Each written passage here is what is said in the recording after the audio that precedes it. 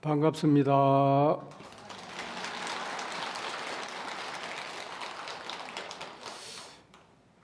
지난 화엄살림 대법회에서 다시 52주 1년이 지났습니다. 2023년도 역시 만만치 않았습니다. 굵게는 아직 종식되지 아니한 유럽 전쟁에 비교되지 않는 더 큰 전쟁이 중동에서 발발해서 수많은 인명이 희생되는 사태를 지켜볼 수밖에 없는 가슴 아픈 현실이 21세기 문명의 시대라는 것이 참으로 아이러니하기도 한 것입니다.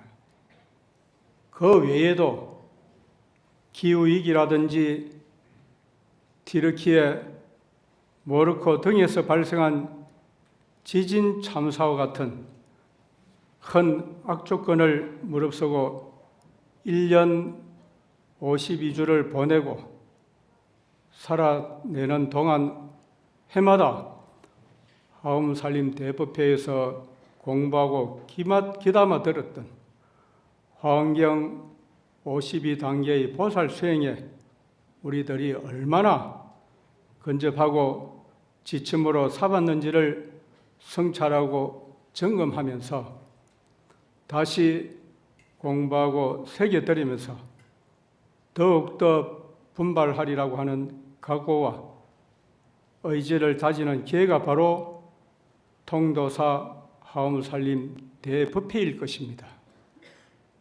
그냥 법회가 아니라 대법회, 크고 대단하고 위대한 법회인 것이고, 그런 대법회를 가능하게 하고 이렇게 내는 것은 바로 대법회에 동참하신 불자님과 보살님들의 힘이며 원력이며 능력이기도 한 것입니다.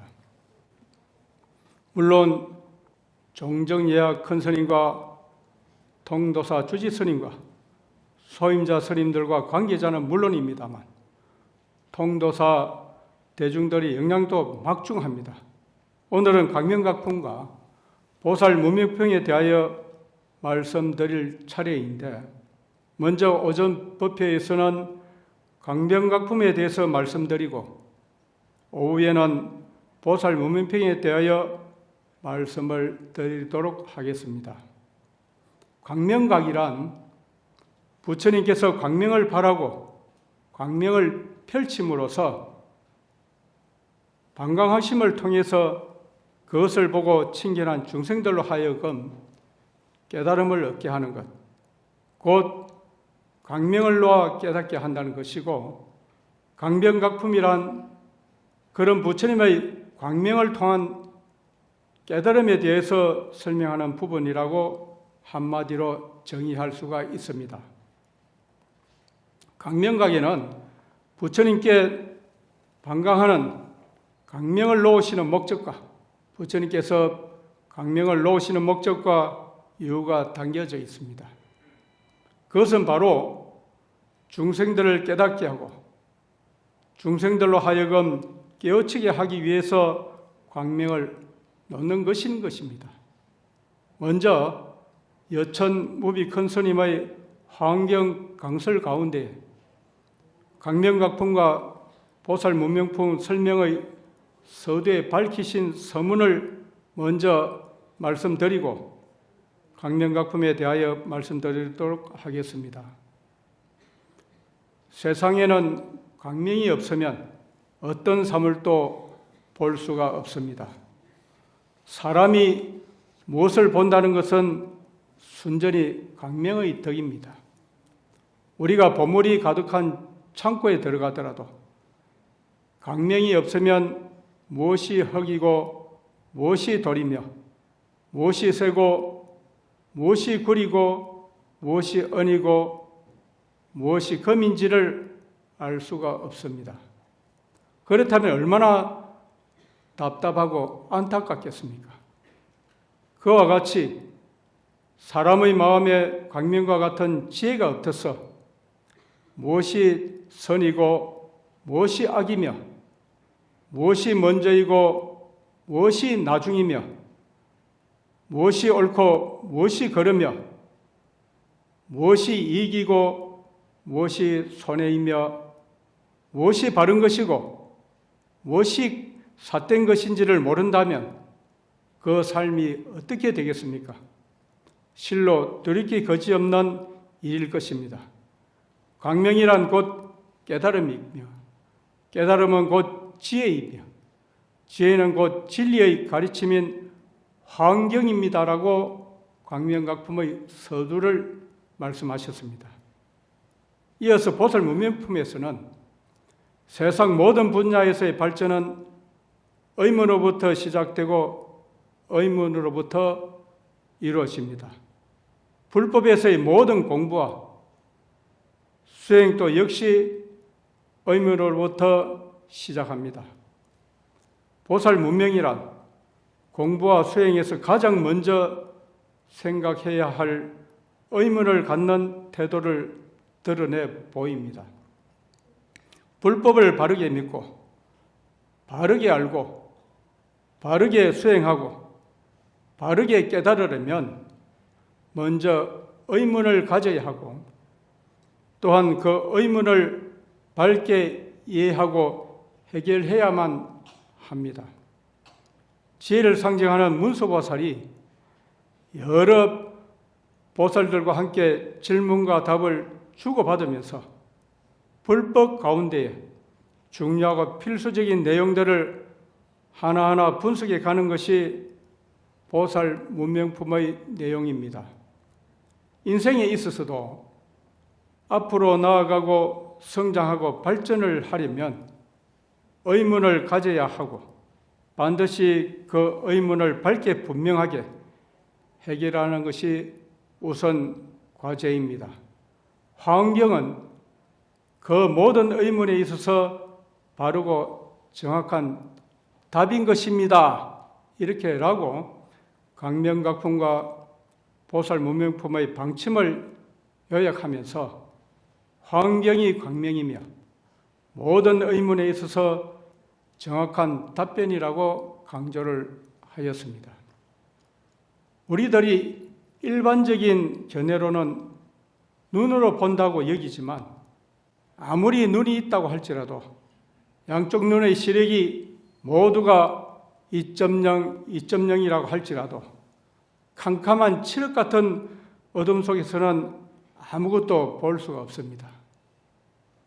눈은 있지만 빛이 없는 어둠 속에서는 능력을 발휘하지 못하고 어디에 무엇이 있는지 도저히 판단할 수가 없는 것입니다.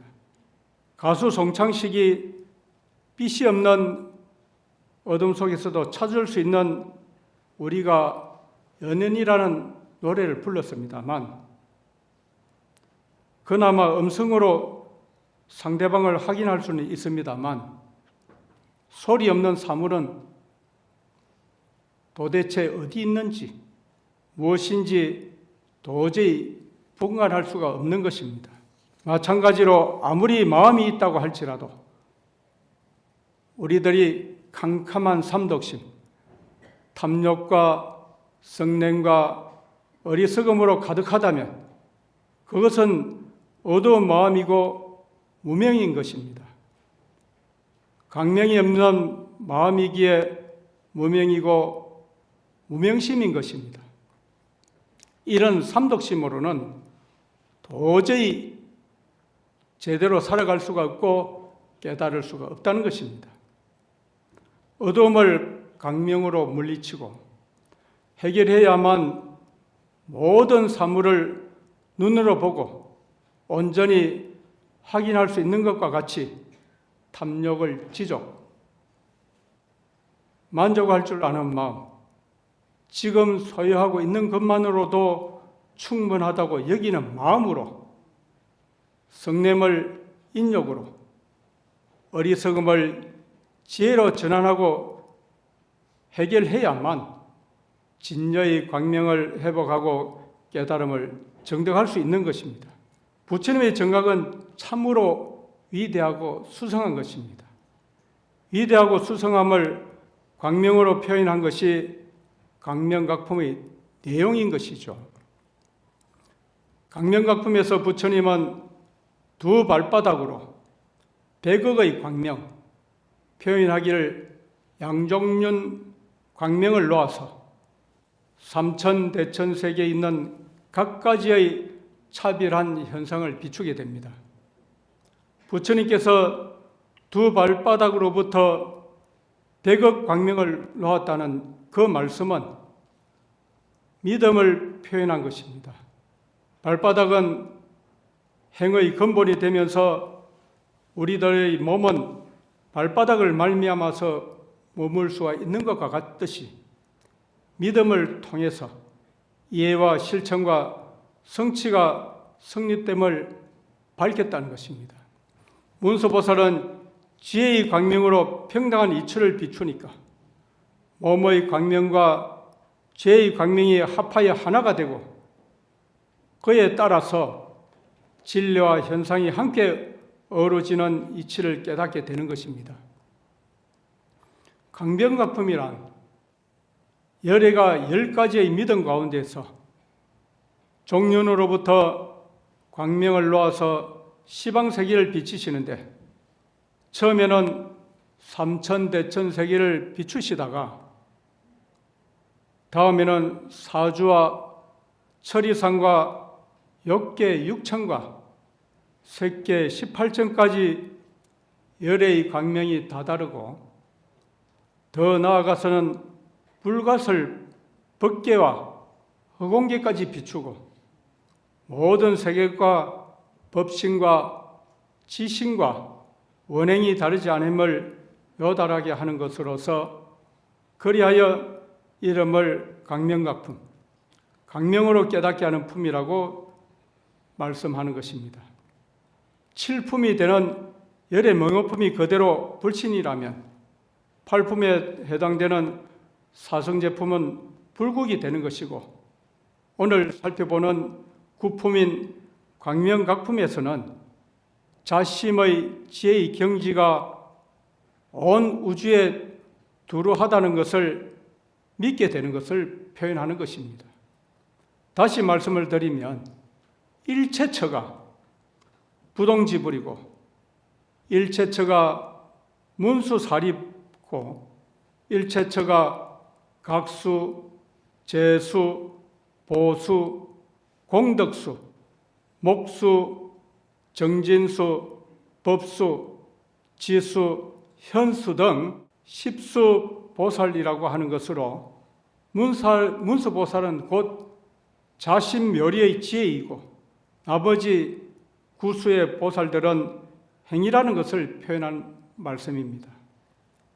그리하여 십수보살은 곧 10가지 색으로서 10색의 세계의 소견법을 밝히는 것이 광명각품의 내용인 것입니다.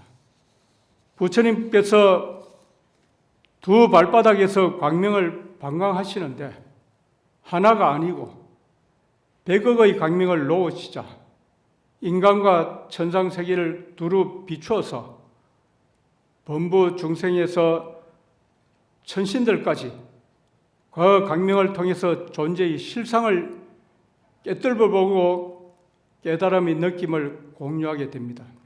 이것을 목격한 일체처의 수많은 문수보살들이 부처님 계신 곳에서 지혜의 광명을 빛내면서 10개의 개성으로 찬탄하게 되는데 그 첫 번째 개성은 약유견 정각하여 만약 어떤 사람이 정각을 보면서 부처님을 보면서 해탈이 제루하고 해탈하여 모든 번뇌를 떠나고 불착 일체세하면 온갖 세상에 집착하지 않는 것으로만 본다면 피비정도안인이라고 하는 말씀처럼 온갖 세상에서 집착하지 않는 것으로만 본다면 그는 도안을 깨달음의 안목을 정당한 것이 아니라고 이렇게 표현을 하였습니다.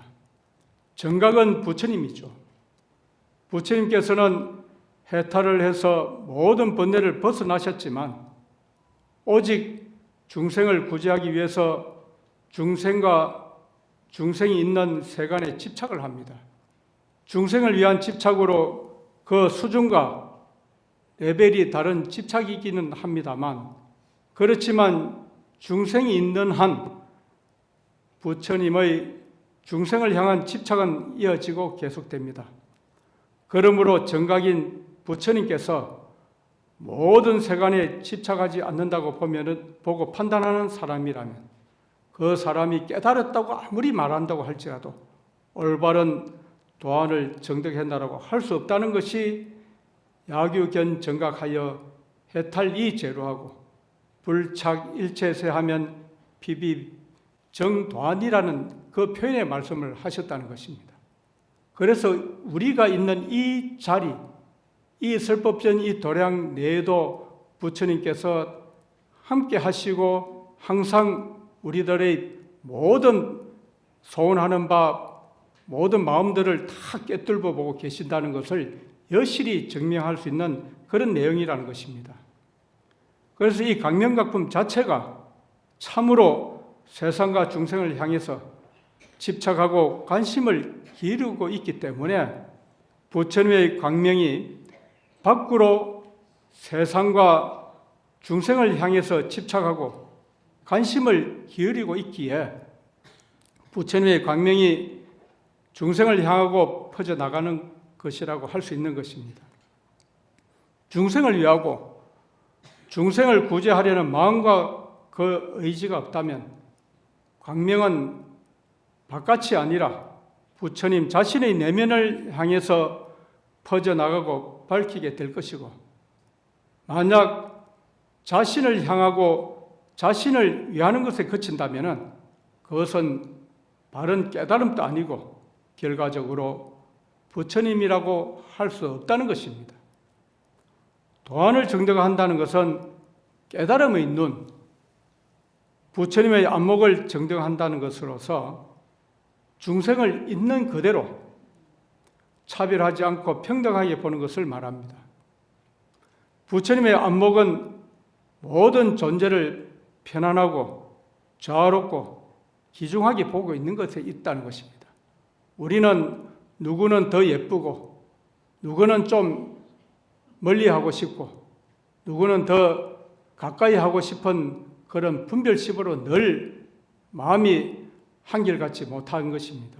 하지만 부처님께서는 차별하는 생각이 전혀 없으시다는 것이죠. 바로 집착한다거나 우리가 이 세상의 부처님의 안목은 모든 존재를 편안하게 하고 자유롭고 귀중하게 보는 것에 있다는 것입니다. 집착한다거나 집착하지 않는다는 것은 바로 차별심에서 비롯되는 것이니 부처님의 안목, 도안과는 반대되는 것입니다. 일체처의 문수사리보살은 계속해서 부처님을 찬탄하고 부처님을 칭송하는 개송을 설명하면서 부처님을 성지자, 나누자, 대명칭, 부처님의 지위를 난사이 등으로 요약하고 정리를 합니다. 성지자라는 이 말씀은 수승할 성, 뛰어날 성, 지혜로울 지, 훌륭하고 뛰어난 지혜를 갖추셨다는 것입니다. 성지는 뛰어난 지혜, 훌륭한 지혜는 어떤 경계와 어떤 상황에서도 추워도 흔들림이 없다고 해서 일러서 부동지라고도 하고, 부동지를 갖추셨다고 해서 부동지열애라고도 합니다.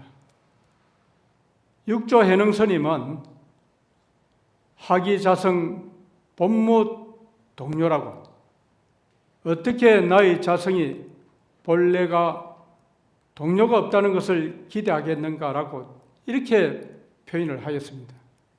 그러니까 부동성, 동요하지 않는 본성으로 자신도 보고 세계도 보고 중생도 보는 것이야말로 수성하고 훌륭한 제2위상이라고 할 수 있는 것입니다. 그리고 나누자라는 이 말씀은 어려울 난, 힘들 난, 만날 우, 좀처럼 만날 수 없는 분이 바로 부처님이라는 것입니다. 인생 난덕이요 불법 난봉이라 사람의 몸으로 태어나기도 어렵습니다만 부처님의 법을 만난다는 것은 더욱더 힘들고 어려운 일입니다. 오늘 이 자리에 참여하려고 이렇게 마음을 내셨다가 이 자리에 부득이 오실 수 없는 분들도 있으실 겁니다. 그리고 인연이 닿지 아니하여서 아무리 좋은 곳이라고 말씀을 드려도 이 자리에 오려고 하는 마음을 가지지 않는 분들은 인생 난덕이요, 인신 난덕이요, 불법 난봉이란 이 말씀이 여실히 그분들의 귀에는 도저히 통하지 않을 겁니다. 그게 무슨 이유겠습니까? 자기 견해 속에 꽉 갇혀 있기 때문에 그렇다는 것입니다. 받아들일 수 있는 마음, 이런 커다랗고 넓은 마음을 가져볼 수 있도록 하는 것이 하엄살림 대부패에서 말씀드리고자 하는 그 깊은 하엄 사상의 가르침이 들어있다는 것이죠. 부처와 중생, 이 평범한 환경에서 만나기 어렵다는 이치가 바로 신벌급 중생 시삼 무차별이라는 이 말씀처럼 마음과 부처와 중생의 이 셋이 차별이 없다는 사실을 깨닫는 것, 그것이 바로 마음과 부처와 중생 이 셋이 차별이 없다는 사실을 깨닫는 지점이 바로 나누자라는 것입니다. 만나 뵙기 매우 힘들고 어려운 분의 자리라는 것입니다. 그러니까 마음과 부처와 중생의 이 셋이 절대 평등해서 트럭만큼도 서로 다르거나 틀리는 부분이 없다는 이치를 깨닫는다는 것은 몹시 어렵다는 것입니다. 지독하게 힘들고 괴로운 수행이기도 하고 또한 그렇게 어려운 수행이고 누구든 할 수 없기에 전심전력으로 정진하리라는 특별한 의지와 소원이 세우고 다지게 되는 것입니다.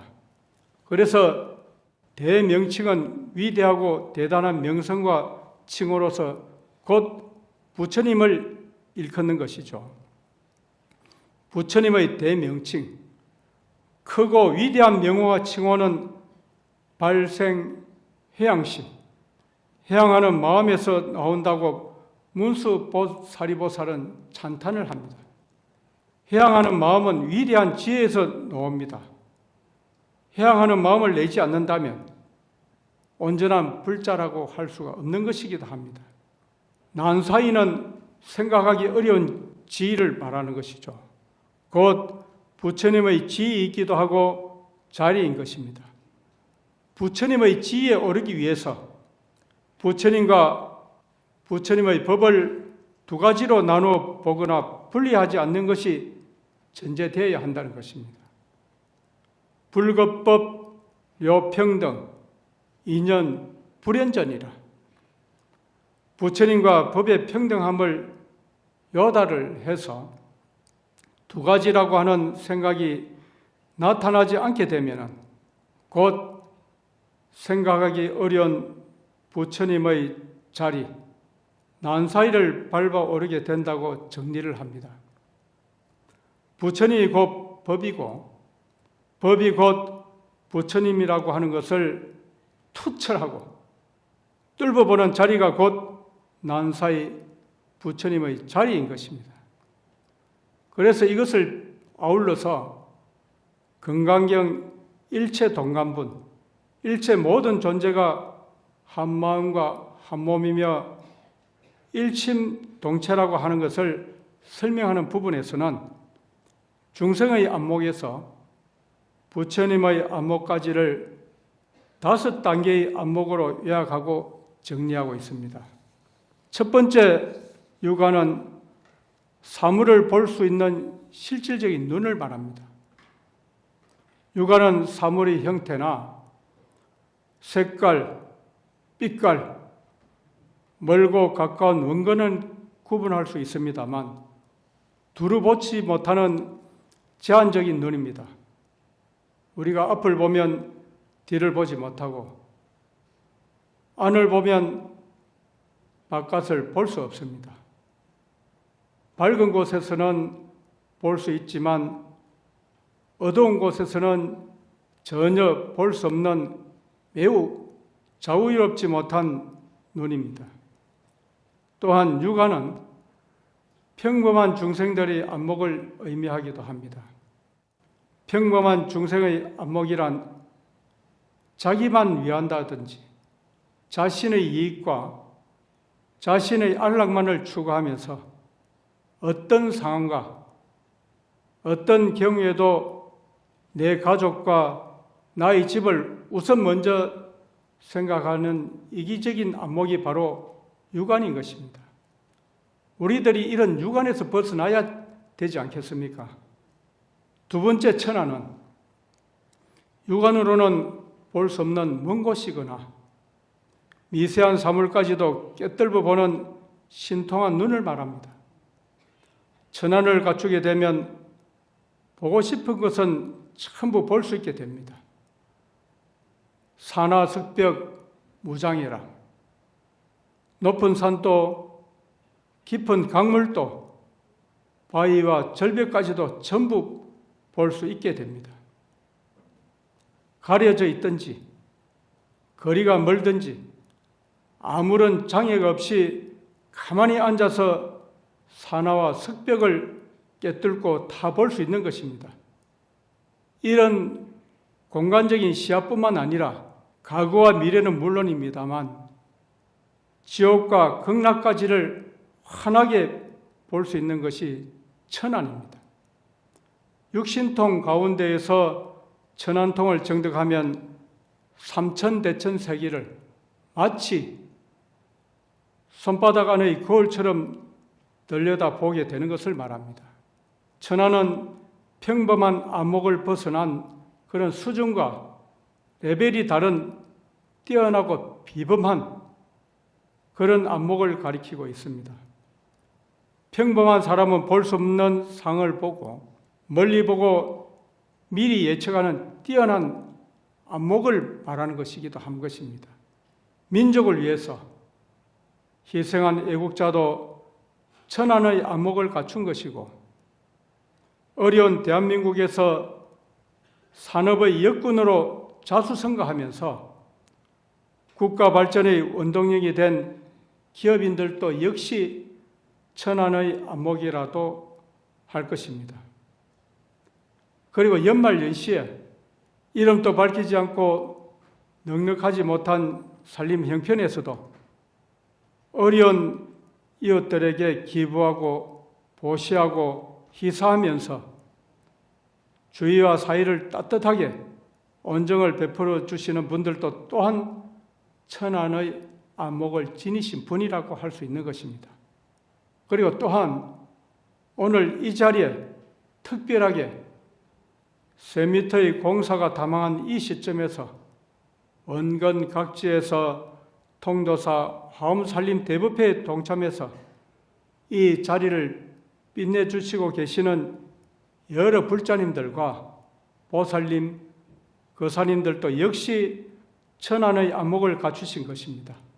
평범한 사람들이라면 할 수 없는 그러한 일들을 여러분들께서 몸소 이 자리에 함께 하시면서 실천하고 이행하고 계시기 때문에 여러분들도 역시 천안의 안목을 가지신 분이라고 말씀을 드릴 수 있는 것입니다. 세 번째 안목은 해안이라고 할 수 있는 것으로 신통한 천안보다 훨씬 더 중요한 것으로 만법의 현상 너머로 내재되어 있는 공적한 자리를 깨닫는 것입니다. 일체 개공과 재행무상의 도리를 정득해서 현상에 얽매이지 않고 집착에서 벗어난 눈을 말합니다. 예를 들자면 육신은 공하다는 것을 알면서도 육신은 육신대로 인정할 줄 아는 것이 바로 희한인 것입니다. 봄이면 온갖 꽃들이 활짝 피어나고 가을이 되면 낙엽이 단풍으로 곱게 물들었다가 낙엽으로 떨어지는 자연의 현상처럼 모든 것이 인연으로 이루어졌다가 인연이 닿으면 뿔뿔이 흩어진다는 사실을 여실하게 알고 인지하는 것이 희한이며 지혜로운 안목인 것입니다. 우리가 이제 내가 이렇게 나이가 들어서 어느 날 홀연히 내가 이 세상을 떠나게 되면 어찌 될까 걱정이 앞을 가려서 내가 할 일을 제대로 집중하지 못하는 그런 생각에서 벗어날 수 있는 지혜의 눈을 가지는 것이 희한이라고 할 수 있는 것이죠. 네 번째의 법안은 진리를 깨달은, 진리를 정득한 눈이고 안목인 것입니다. 바로 연기법과 인과법을 깨닫고 연기법과 인과법을 정득한 것입니다. 인과와 연기는 불교를 대표하고 대변하는 진리이며 법인 것입니다. 인과법은 선인성과 악인악과 인과응보로서 선하고 좋은 인연과 선하고 좋은 업은 훌륭한 결과를 낳고 나쁜 인연과 나쁜 업은 나쁜 결과를 초래하면서 선악의 인연에 따라서 훗날 반드시 갚음을 받게 된다는 것을 믿는 것이고, 연기법은 차유고 피유, 아유고 피유, 이것이 있기 때문에 저것이 있고 내가 있기 때문에 상대가 있다는 세상의 모든 존재는 서로가 서로를 의지하고 불가분의 관계에 놓여 있다는 것입니다. 서로가 서로의 존재를 인정하고 서로가 서로의 존재를 존중하자는 것이 연기법의 취지가 된다는 것입니다. 나와 상반된 입장에서 서로를 적대시한다고 할지라도 상대가 없으면 어찌 보면 자동적으로 나 또한 없어지기 때문에 서로를 헐뜯고 서로를 부정하기보다는 서로가 서로를 인정하고 존중하는 연기법에 의기한 그러한 안목과 착하고 훌륭한 행동과 업으로서 좋은 공덕과 결과를 쌓고 좋은 공덕과 결과를 맺으려는 그 인과법에 충실한 법의 안목을 갖추는 것이 불교의 지향점일 것입니다. 마지막 다섯 번째 부처님의 안목인 불안은 부처님의 눈이고 부처님의 안목인 것입니다. 희양과 법안을 통해서 정득한 깨달음을 이제 중생에게 해양하는 차원이 불안이라는 것입니다. 부처님의 경지와 부처님의 안목에서는 모든 중생이 부처님입니다. 인불사상, 사람이 부처님이라고 하는 화엄경의 핵심이 바로 불안이라는 것입니다. 부처님의 안목, 부처님의 경지가 된다는 것이죠. 광명각품에서 부처님의 두 발바닥에서 나온 광명이 밖으로 중생에게로 온 세상과 우주를 향하고 펼쳐진다는 것은 깨달음의 실천과 깨달음의 방향과 깨달음의 목적을 제시하고 가리키고 있는 것입니다. 중생을 제도하기 위해서, 중생이 본래 부처임을 깨닫게 하기 위해서, 중생의 이익과 중생의 안락을 위해서 깨달음의 광명이 부처님으로부터 출발을 해서 밖으로 세상으로 우주로 펼쳐지고 빛내는 것입니다. 그래서 정각인 것입니다. 만약에 깨달았다고 하면서도 유유자적 자기 홀로 깨달음의 경지를 향유하고 고집한다면 그것은 정각이 아니라 어쩌면 대망언을 범하는 것이 되고 마는 것입니다. 대망언은 사바라의 가운데 속하는 것으로서 깨닫지 못했으면서도 도인인 양 사람들을 현혹하고 사람들을 속여서 공양과 이익을 취하고 구하는 이런 번개 행위를 말합니다.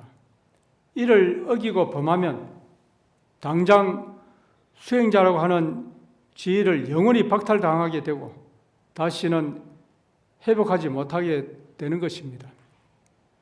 강명각품의 도안은 건강경 와한을 모두 아우르고 건강경 와한을 모두 총섭하는 동시에 희안이며 법안이며 더 나아가서 부처님의 안목의 경지를 가리키고 의미하고 있는 것입니다.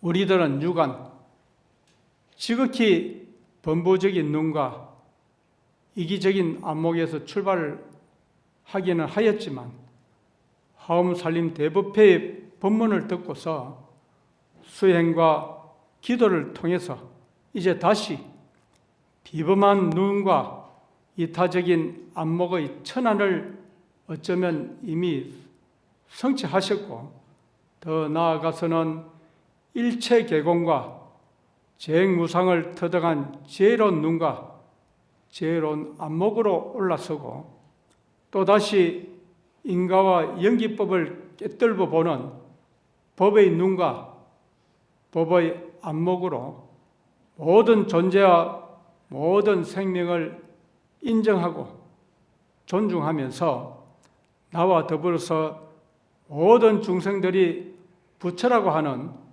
인불사상을 온누리에 펼치는 화엄행자의 눈과 화엄행자의 안목을 구현해야 한다는 것을 도안과 오안이 강조하고 있는 것입니다. 우리들이 여기에 하엄살림 이 대법회에 참여하시고 또 여러분들이 이 기간 동안에 열심히 기도 수행 정진하시면서 우리들이 변화를 가져야 한다는 것은 무엇이겠습니까? 이제 안목이 바뀌어져야 한다는 것입니다. 여지껏 나 하나만을 위해서 살아오고 우리 가족을 위해서 나와 가까운 지인들만을 위해서 우리들이 함께 한다는 그런 차원에서 더 벗어나서 이제 보이지 않는 또 우리들이 함께 할 수 없는 모든 이웃들까지 함께 우리들 안목을 키워서 그 사람들까지도 수용하고 볼 수 있는 그 사람들의 고충과 괴로움을 다 함께 나눌 수 있는 이제 천안을 열게 되고 그리고 또 조금 더 올라가서 제 안목을 갖추시고 더 나아가서는 이제 부처님 법의 안목에서 최종적으로는 깨달음의 제 안목인 도안과 불안을 우리도 함께 체험하고 함께 여러분들이 지닐 수 있다는 것을 깊이 다짐하시면서 이 하엄살림 법회에 여러분들이 초지일간 함께 해주시기를 간절히 염원드립니다.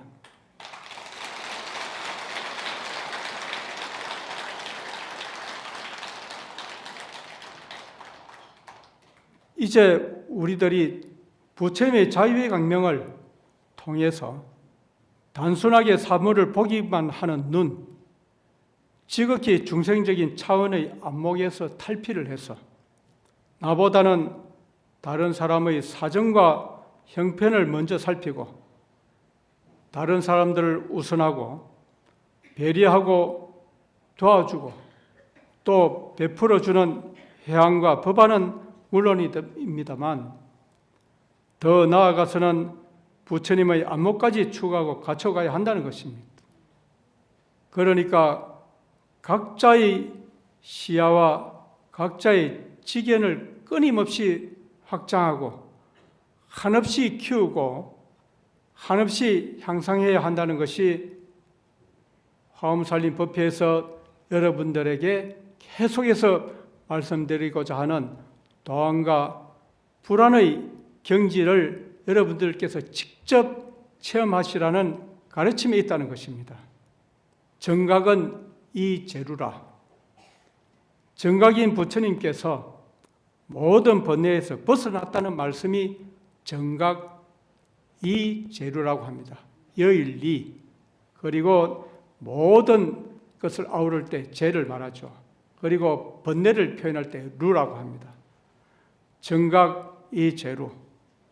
정각인 부처님께서는 모든 번뇌에서 벗어났다는 것.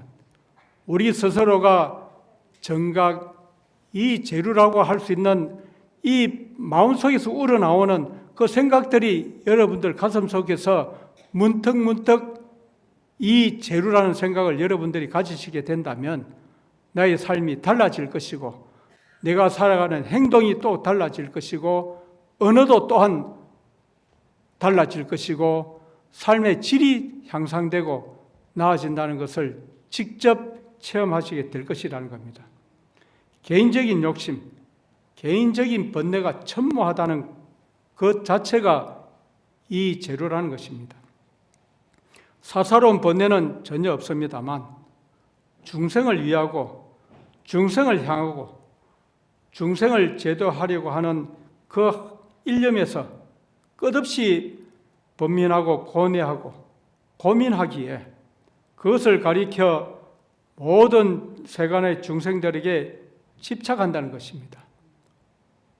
우리들 보살님, 거사님, 모든 불자님들도 본인의 문제에서는 특별히 챙길 것이 없다고 하지만 내 주변에 있는 도반들, 가까이는 나의 가족, 누군가 아직까지 부족한 이런 것이 있으면 안타깝기 그지없지 않습니까? 그 마음이 곧 이와 같다는 것입니다. 그런데 그 생각들을 더 넓혀보라는 이 말씀이 여기에 들어있는 것이 아니겠습니까? 우리들에게 오늘 화엄살림 대법회의 대중과 청중들에게 무엇을 위해서 살아가야 할 것인가? 과연 누구를 위해서 살아가야 할 것인가에 대하여 불자와 보살로서의 상과 그러한 방향과 철학을 명시하는 부분으로 받아들여야 한다는 것입니다. 혹자는 물론 돈을 위해서 살아가기도 하고 혹은 명예와 권력을 위해서 살아가는 사람도 있습니다. 가족이나 사랑하는 사람들을 위해서 희생하고 있는 것을 무엇보다도 삶의 보람으로 삼기도 하고 있습니다. 이제 광명으로 중생을 깨달음으로 인도하고 깨달음으로 제도하는 부처님의 일거수일투족은 오로지 순전히 중생들을 위하고 중생들의 이익과 안락을 위하고 중생 제도를 위하는 삶으로 초지일관하시는 것을 본받고 따르고 계승을 해서 우리도 역시 중생을 위하고 중생의 이익과 중생의 안락을 위하고 중생을 부처로 섬기고 존중하는 삶을 살아가야 한다는 것을 강명각품에서는 표현하고 있는 것입니다. 부처님은 깨달으려고 오신 분이 아닙니다. 깨닫는 것을 보여주시려고 오신 분도 아니라는 것입니다. 부처님께서 이 사바세계에 출현하신 목적은 깨달음을 통해서 깨달음을 보여줌으로써 어리석은 중생들을 제도하고 중생들에게 올바로 나아갈 방향과 올바로 살아갈 이상을 실현하는 그 목적으로 이 사바세계에 출현하신 것입니다. 여러분들께서 이 자리에 함께 하시는 것들도 여러분들이 살아가고 있는 모든 집이나 이웃이나 가정이나 직장 모든 곳에서도 여러분들이 가지고 있는 좋은 생각, 좋은 부처님 말씀 이러한 것들을 여러 사람들에게 일깨워 주시기 위해서 여러분들이 이 자리에서 함께하고 계시다는 것입니다. 여러분들도 부처님과 다를 바 없는 하나의 불치견을 모두 다 갖추고 계신 분들이기 때문이라는 것입니다. 강명을 놓아서 부처님께서 출현하신 목적, 깨달음을 통해서 깨달음을 보여줌으로써 중생을 제도하고 중생이 나아갈 방향, 그 이상을 실현하시려는 목적으로 출현하신 것이라는 것을 여러분들께서 생각하시고 강명을 놓아서 중생을 깨닫게 하는 강명각과 깨달음의 안목, 도안에 대해서 이 설명하는 강명각품에서 들어가는 도입부반을 살펴보는 것으로 오전 법회에 예정된 시간이 지나고 말았습니다. 다음에 만약 강명각품을 불자님들과 살펴볼 기회가 주어진다면 오늘 미처 다 정리하여서 말씀드리지 못한 부분까지 보다 자세하고 본격적인 내용을 다룰 수 있을 것입니다. 공약 많이 드시고 오후 본문에서는 보살 무명품에 대해서 말씀을 드리겠습니다. 승분하십시오.